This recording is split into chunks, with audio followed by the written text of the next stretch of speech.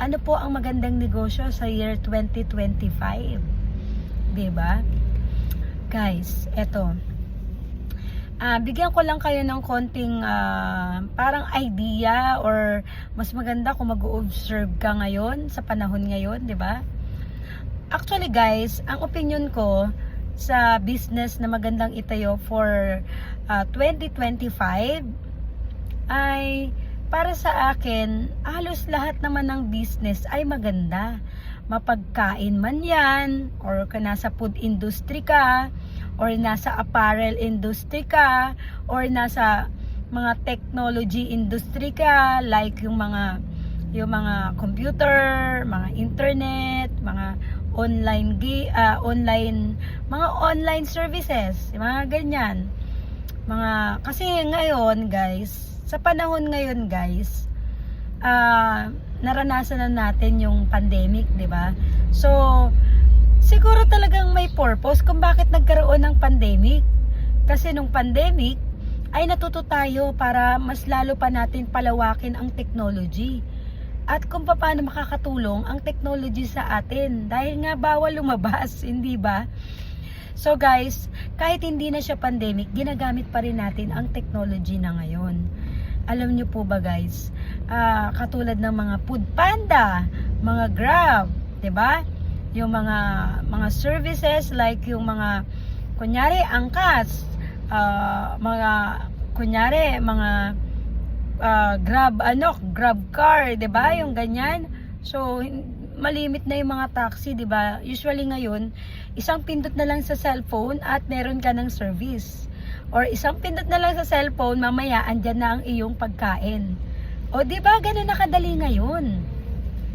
Pwede rin sa service kasi minsan pwede mo na lang i-chat kung ano yung gusto mong mga klase ng damit i-print, or sometimes yung mga gusto mong design, logo, pwede mo na lang makipag-transact through online. So, alam mo guys, sa totoo lang ngayon, ang mas magandang business ay yung mailalagay natin siya sa technology. Pwede siya offline, pwedeng online. Kasi sa totoo lang guys, kung hindi mo sasabayan ng pag-aaral about sa technology ngayon, ay mahuhuli ka. Kasi halos lahat ng business ay naka-ads na sa FB, sa TikTok, sa Shopee, sa Lazada, and syempre minsan sa mga Food Panda, Grab, 'di ba? So, lahat kailangan marunong kang makisabay kung ano yung trending ngayon.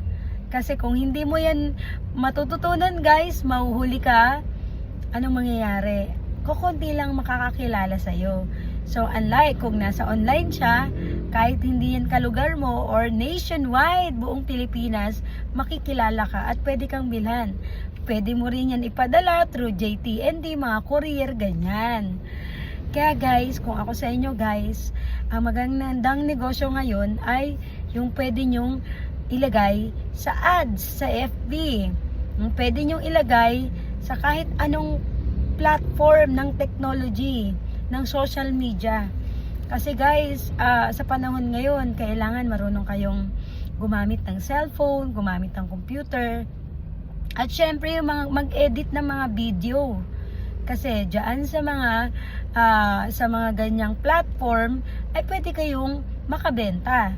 At syempre sa ads, doon yung mapapakita kung ano yung mga advantage and benefits ng inyong product. O 'di ba? Kaya guys, kung ako sa inyo, pagdating ng year 2025, mag-research na kayo kung ano yung gusto nyong business. Kung saan kayo incline, kung ano yung hobby nyong business, kung ano yung niche nyo. Kasi minsan guys, kaya mabilis kang sumuko dahil doon sa pinili mong business na hindi mo naman alam. Pero kung alam mo ang business na patakbuhin at yan talaga ang talent mo o yan talaga ang hobby mo, kahit na minsan walang benta or minsan mahina, hindi ka titigil kasi hindi ka napapagod dahil hobby mo yan nag-e-enjoy ka dyan. Nag-e-enjoy ka gawin, nagkakaroon ka ng idea, mas lalong lumalawak yung pag-iisip mo pag naandyan ka sa larangan na gusto mong gawin, hindi ba? Nagiging masyado kang creative pag yan yung gusto mong gawin. So, kung ako sa inyo, kung magne-negosyo po kayo, ay yung talagang sigurado po na hindi nyo pagsasawaan kahit may benta o wala. Kasi sooner or later, kapag mas lalo yung pinagbutihan, kung ano yung business na napili nyo, ay makikilala din kayo. At syempre, pag nakilala kayo, ang kapalit nun, sales. O, di ba? Dahil magkakaroon ng tiwala sa inyo yung mga customer nyo. At syempre, kung magiging mas magaling pa kayo guys, ay mas lalong dadami ang customer na maniniwala sa inyo. Dahil pwede kayong i-recommend sa kanilang mga kaibigan or kamag-anak. Hindi po ba? Kaya guys, sa year 2025, piliin nyo yung business na pwedeng ilagay sa FB, sa mga social media, at para meron kayong online at offline business. Ayan.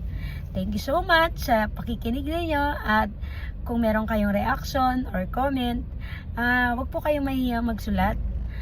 At binabasa ko naman po yan. Lahat po ng mga nagko-comment, binabasa ko po yan. At please support my YouTube channel, Business Minded Mommy Eds, and my page, Business Minded Mommy Eds din.